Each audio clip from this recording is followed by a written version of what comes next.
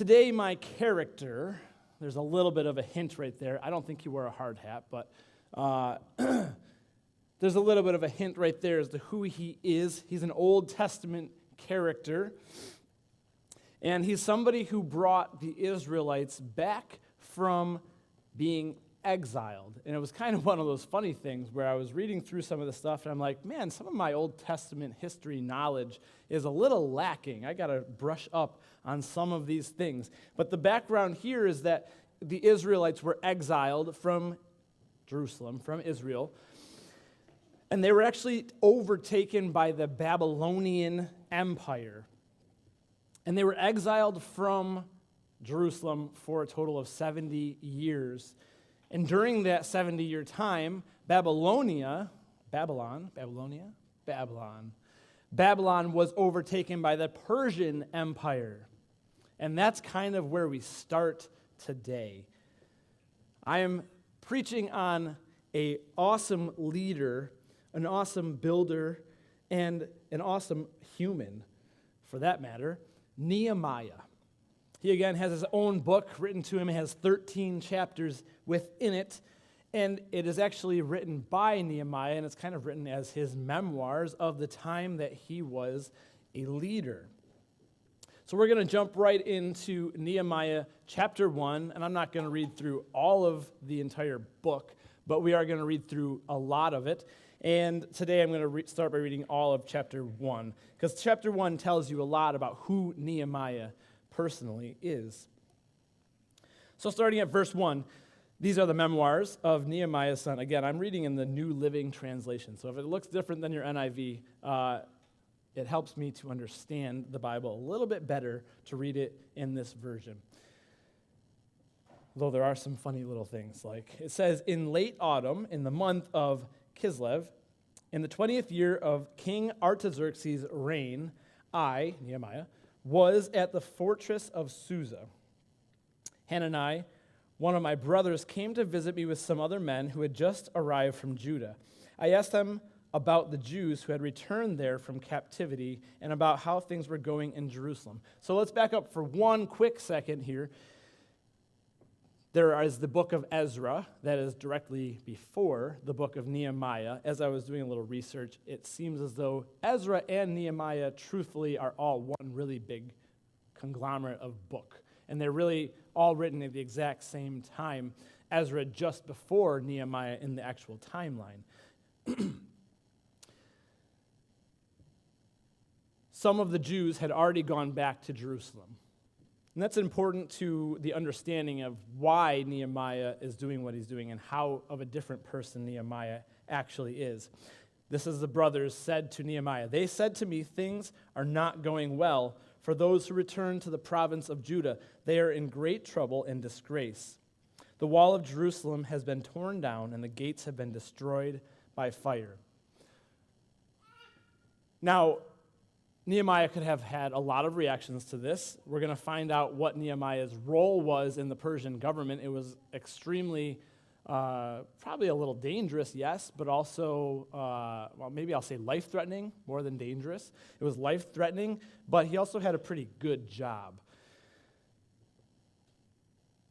But his response to this, his response to how Israel was doing, is verse 4. When I heard this, I sat down and wept. In fact, for days I mourned, fasted, and prayed to the God of heaven. His response to the fact that the Israelites who have left the Persian government and gone back to, it was still under Persian control, right? But they have gone back to Jerusalem, and the city has been completely destroyed. The walls have been torn down, the gates have been burned, and the people that have gone back are not doing well. Verse 5, then I said, O Lord God of heaven, the great and awesome God who keeps his covenant of unfailing love with those who love him and obey his commands, listen to my prayer. Look down and see me praying night and day for your people Israel. I confess that we have sinned against you, even my own family. Yes, even my own family, and I have sinned. We have sinned terribly by not obeying the commands, decrees, and regulations that you gave us through your servant Moses. Please remember what you told your servant Moses. If you are unfaithful to me, I will scatter you among the nations. But if you return to me and obey my commands and live by them, then even if you are exiled to the ends of the earth, I will bring you back to the place I have chosen for my name to be honored. The people you rescued by your great power and strong hand are your servants. O Lord, please hear my prayer. Listen to my prayers of those of us who delight in honoring you. Please grant my success today by making the king favorable to me.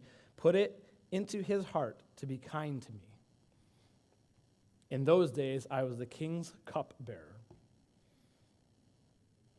Nehemiah has this deep love for Jerusalem. I don't really know if Nehemiah was in Jerusalem prior to the exile. I mean, it was 70 years, so I'm going to go with he wasn't. But he still had that love for his hometown, for the place that God had chosen for the Israelite people. I could imagine if I moved away from Hilton, I've lived here my entire life. I could imagine if I came back to Hilton and it was just in ruins, I would have a deep longing for it to be restored to what I remember it as. I'm sure plenty of people remember Main Street as Main Street, and it was beautiful, and the buildings were beautiful, and it all burned to the ground. And it was rebuilt, but it's not the same. I can imagine having that longing for what it once was. And I think Nehemiah had that longing for his ancestors' place, Israel, Jerusalem. His initial reaction to the news that Israel had been ruined completely and the people there were not doing well, his initial reaction was to pray. And that's somewhere in my life that is, prayer is not always just the Lord's Prayer or standing up here and trying to spit out the right words. Prayer is as you're driving down the street and you just have a simple thought to God. That's prayer, right? Prayer is just a communication with God. But it's one of those things that when you come together and you come to intentional prayer, he says that he's praying day and night. His heart is aching for the people. And Nehemiah does have this awesome job. I mean, the king eats well, right? And Nehemiah eats all of the food that the king Artaxerxes is going to eat prior to the king eating it. So he eats well himself. The cupbearer to the king, he had to be a trusted person. He had to be good looking, they've said. This man interacts directly with the king, and he has to keep an attitude about himself that's positive. If there's ever a time where the cupbearer is reserved or sad or anything like that, it can be taken as though maybe somebody's trying to poison the king, and the king is always on edge about that because at that time, everybody wanted the power that the king had. He also prays specifically for God to soften the heart of King Artaxerxes. As we transition to chapter 2, we get the story about how he spoke directly with Artaxerxes, and he didn't just run away. He asked God to soften his heart, and then he went to Artaxerxes, and he specifically asked him that he be sent to Jerusalem. Verse 1, early the following spring, in the month of Nisan, during the 20th year of King Artaxerxes' reign, 20th year, I was serving the king his wine. I had never before appeared sad in his presence. So the king asked me, "Why are you looking so sad? You don't look sick to me. You must be deeply troubled." Then I was terrified. But I replied, "Long live the king. How can I not be sad? For the city where my ancestors are buried is in ruins, and the gates have been destroyed by fire." The king asked, "Well, how can I help you?" With a prayer to the God of heaven, I replied, If it pleases the king, and if you are pleased with me, your servant, send me to Judah to rebuild the city where my ancestors are buried." The king with the queen sitting beside him, asked, "How long will you be gone, and when will you return?" After I told him how long I would be gone, the king agreed to my request. Nehemiah had the thought to think about his path of travel. It's going to take several days for him to go from where he's at to Jerusalem, and he asks for the king of Persia to write letters to the governors of the places that he's going to travel through. He even asked the king to provide a letter so that he could get timber to rebuild the temple within Jerusalem. He has a thought process as to how he needs to accomplish what he wants to accomplish, and he goes to the most powerful person in order to get there. There's a lot of people we've talked about throughout there's a lot of people in Scripture, and a lot of them, like the disciples, they're just literal nobodies. They're just people that the disciples, especially Jesus, picks up fishing, or they don't have high status. Nehemiah would not be considered that person. He's not certainly the highest of highs, but he has a great connection with the king. He knows him personally, and this is the king that covers the entire area, a vast territory he has direct connection with, and that king provides him a direct path back to Jerusalem. Nehemiah takes a large risk in going to the king to ask this. He prayed to God. He believed that God was going to protect him. And he receives the direct permission that he needs from King Artaxerxes. Sometimes God uses the right person in the right situation with the right skills to complete his will. This is at the end of the exile, the end of the time where they've been scattered about. The Jews were scattered all over. Some went to East Asia, some went to Egypt, some went here and there. And this is where the nation of Israel starts to come back together after their exile. Nehemiah took a risk, and it worked out perfectly because it was God's will. Verse 11 in chapter 2. He arrives in Jerusalem just 3 days later.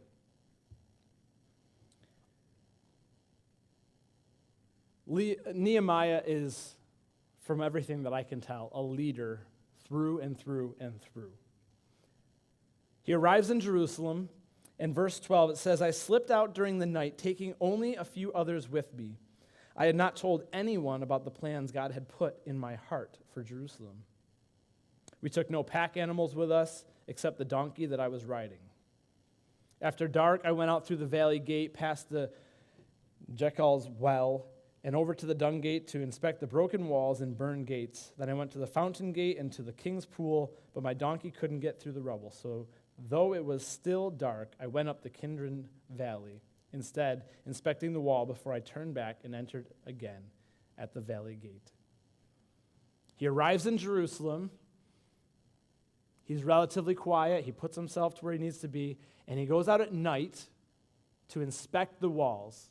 He's been told that the city is in ruins, and he wants to go and actually see what it is for himself. Verse 16, "The city officials did not know that I had been out there or what I was doing, for I had not yet said anything to anyone about my plans. I had not yet spoken to the Jewish leaders, the priests, the nobles, the officials, or anyone else in the administration.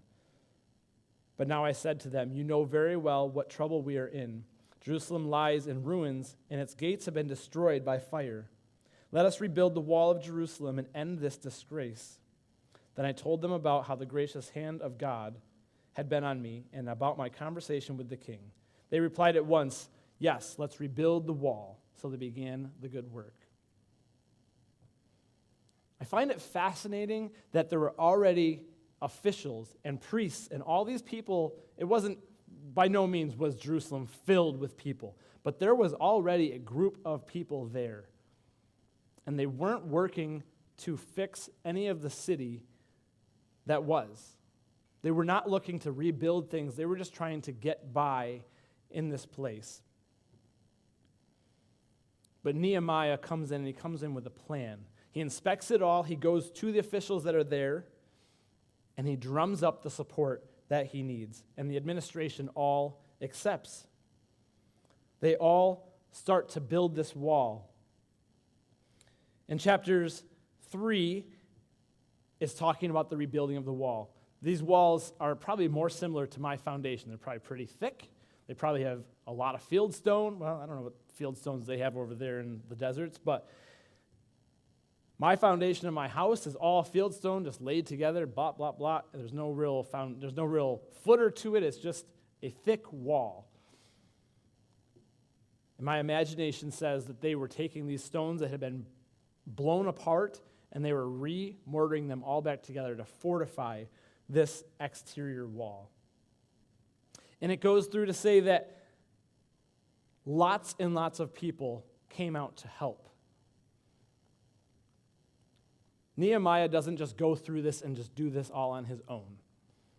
He is a leader that drums people up, that brings people together, that all of these different people were working at the wall outside their houses. People were working alongside one another.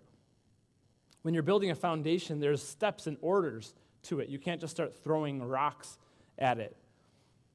You have to do it in concert with other people, and they did that. This is God's inspired plan, and everything works exactly how God wants it to work. All the people are coming together. All the people are volunteering their time. But as any good story goes, it can't just be a great thing happens and then that's the end.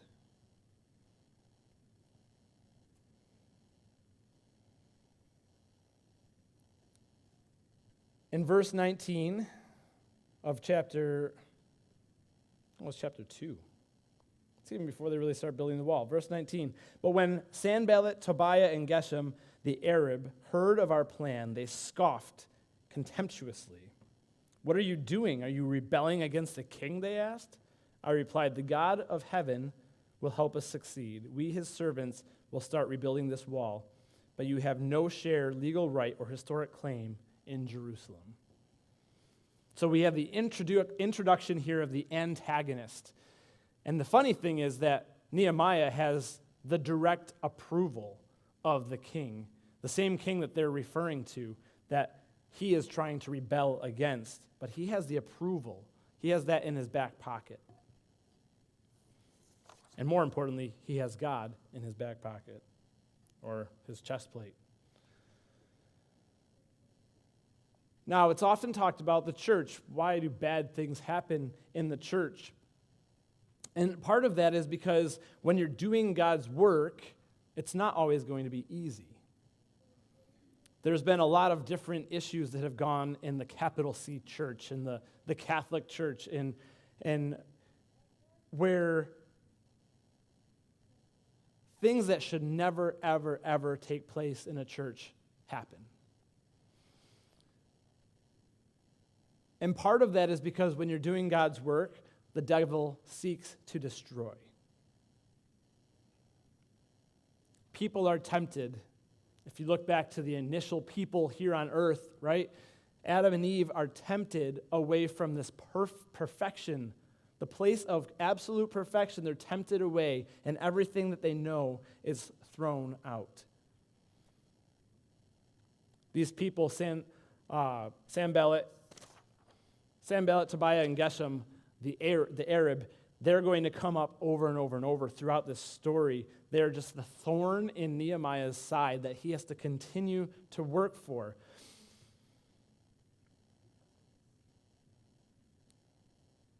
In chapter 4, verse 8, Sanballat and Tobiah come back. And they made plans to come and fight against Jerusalem and throw us into confusion. But their response, again, their initial response to that is, we prayed to our God. Now, they didn't just go out into a prayer circle and sit there all hand in hand and lovey-dovey and just, God is going to protect us. We can do what we need to do. Their first response is prayer. Their first response is to come to God, ask for protection around them, but they also used their heads.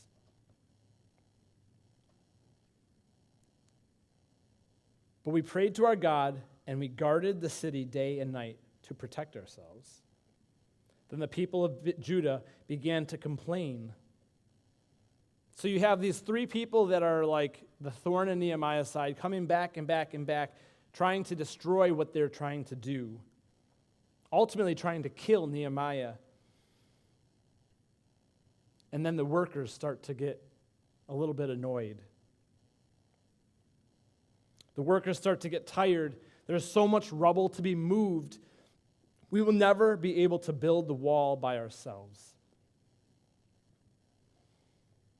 The enemies were getting inside their heads. They were losing sight of the fact that they were accomplishing everything they needed to, and Nehemiah skillfully brought them through. Nehemiah led the Israelite people through these difficult times. They continually prayed, but they also guarded themselves. They also physically put up the barriers that they need to. They had workers. Everybody was working on building the wall initially, and then they cut that in half, and half of the people guarded the city. Half of the people stood guard while the builders were continuing to build. And this allowed them to complete the wall.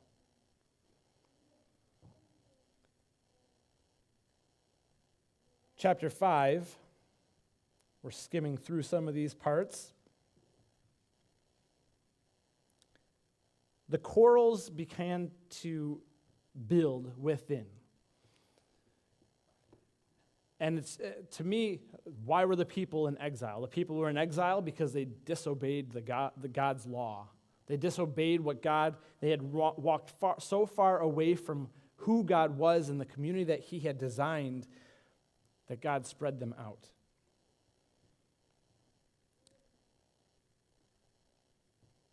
Verse 5, Nehemiah said, we belong to the same family as those who are wealthy, and our children are just like theirs.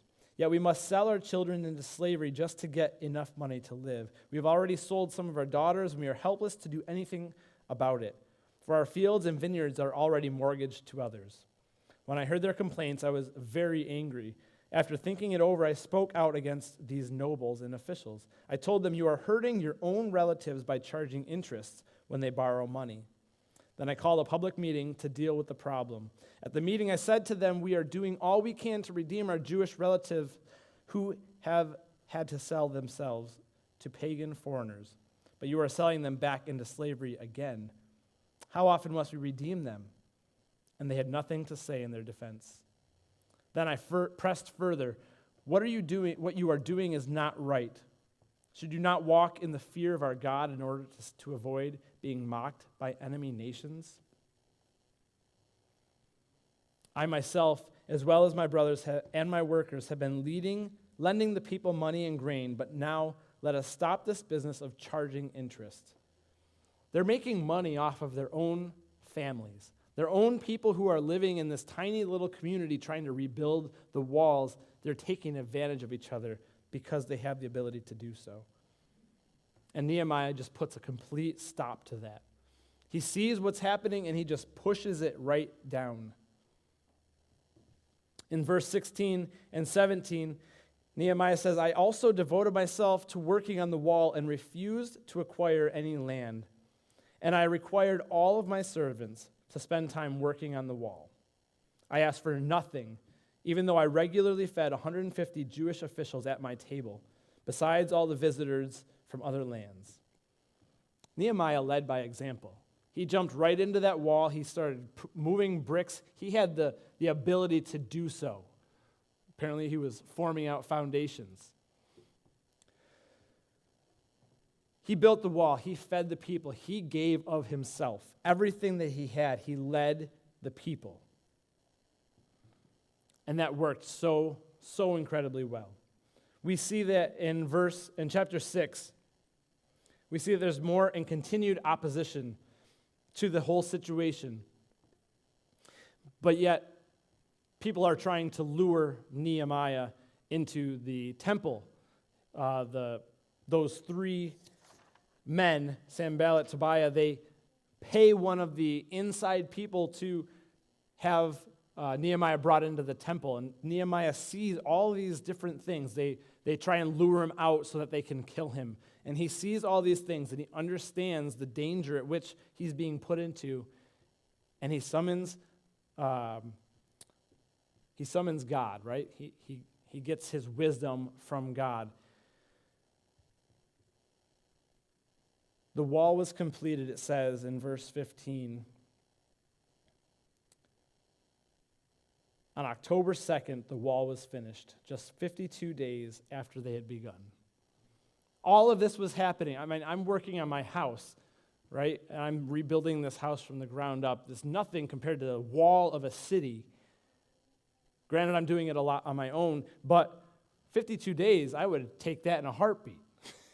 We're talking 120 weeks at this point. And still within that 52-day time frame, 2 months, all of this stuff has happened. All the quarreling, people are just sick of it. And Nehemiah skillfully led them through that process. 52 days. Nehemiah had a plan. He accomplished that plan because that was God's plan. And he worked alongside everyone. He had volunteers from everywhere come and be a part of his plan. In chapter 7, we see that after they've built the walls, the city was still largely ruined. Buildings were ransacked. They still had to build the gates, but they had the start of safety.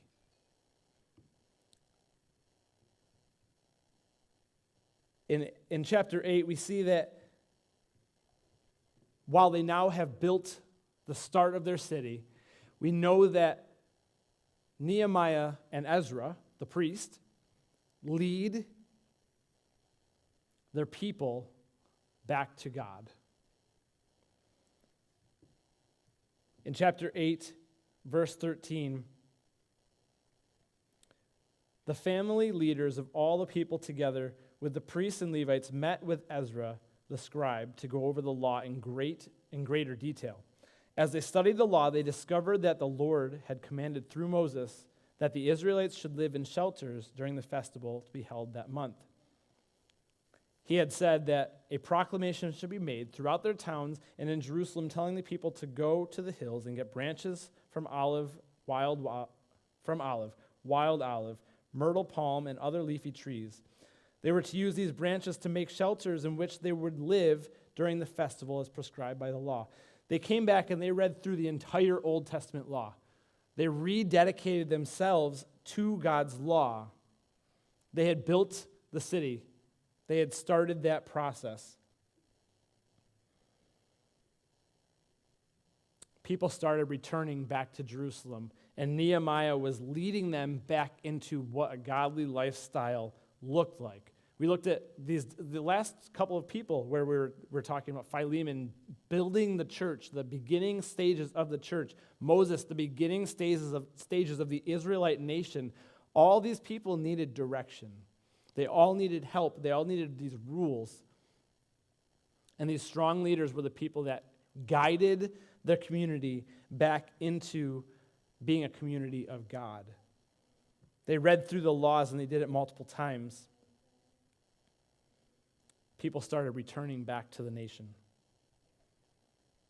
I love this one because in chapter 9, the New Living Translation is awesome in this part. It says, on October 31st, the people assembled again, and this time they fasted and dressed in burlap. So my take on that is that it was the first Halloween. They dressed up in their except they fasted. Well, anyways, they continued to point themselves towards God. They continued to understand who God was, to read his law, and to change their nation back into a God-fearing nation.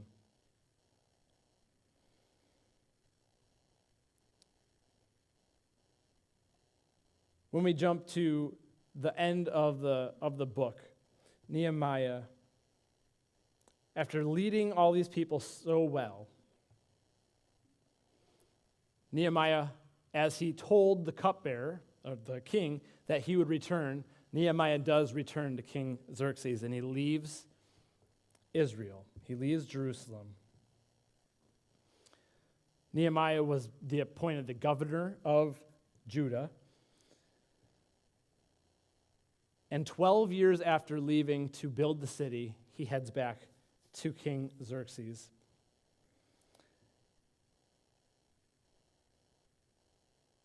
We need leaders.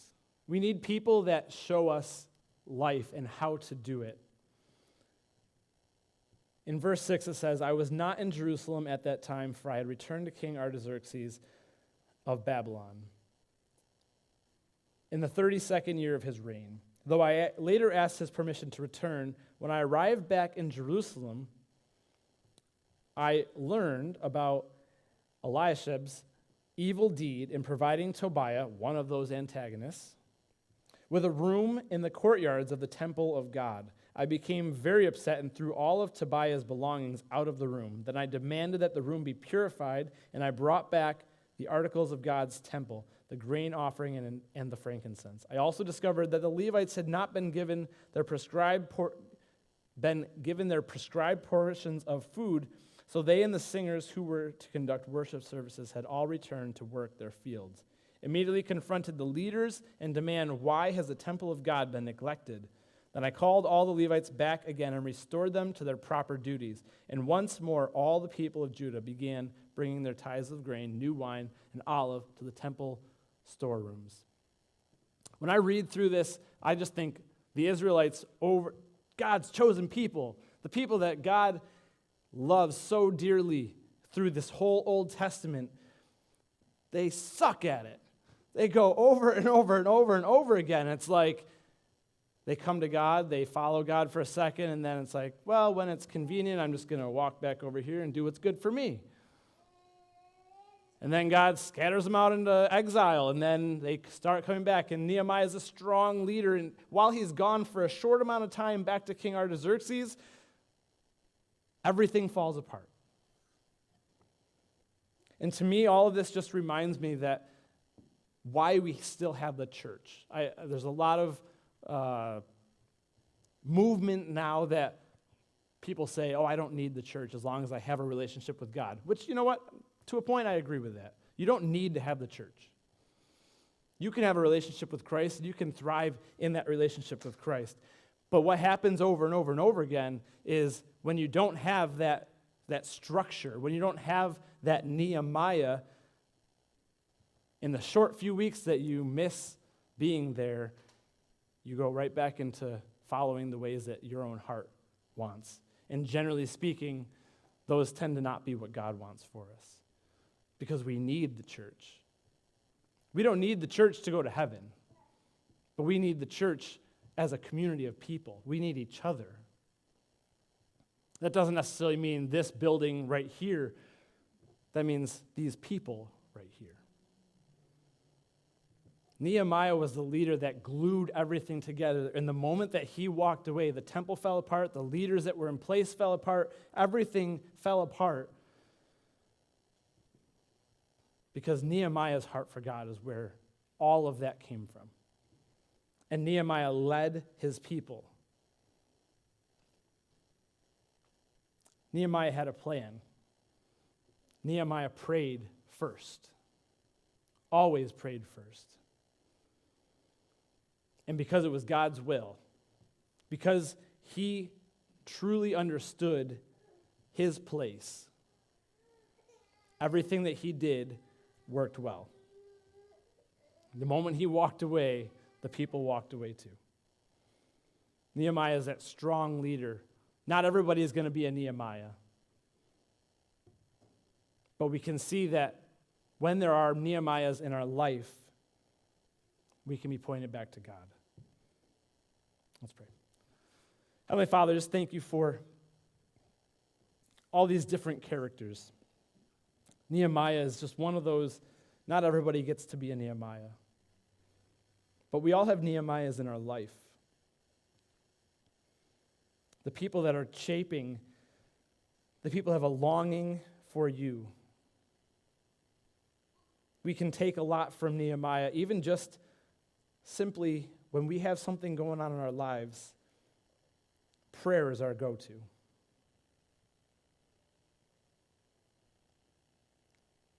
It doesn't mean that we stop there. You lead us and you show us ways in which we are to protect ourselves, ways in which we are to continue moving forward as a body of people. We're all walking through this life in different ways. But when we have an attitude of prayer, when we have an attitude of your word, understanding your laws, and we allow you to shape our lives, and we're pleasing to your will. We ask that you give us that heart, one that wants to be more like your Son, Jesus, every single day. In your name.